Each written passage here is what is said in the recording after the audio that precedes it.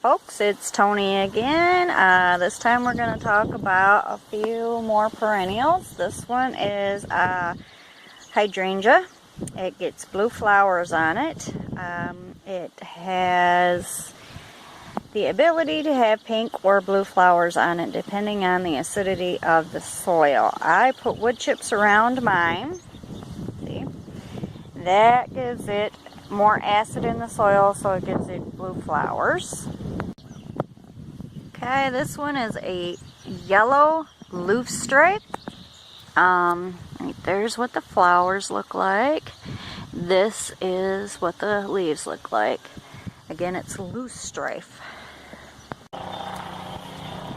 This one is called bearded tongue or pentastemony. This one is lady's mantle. That's what the flowers look like. That's what the leaves look like. This is a peony. That is what the flower looks like. That is what the leaves look like. I showed you those earlier this year when they just had buds on them and the leaves are a lot smaller. That's what the buds look like. And this is the flower of the peony.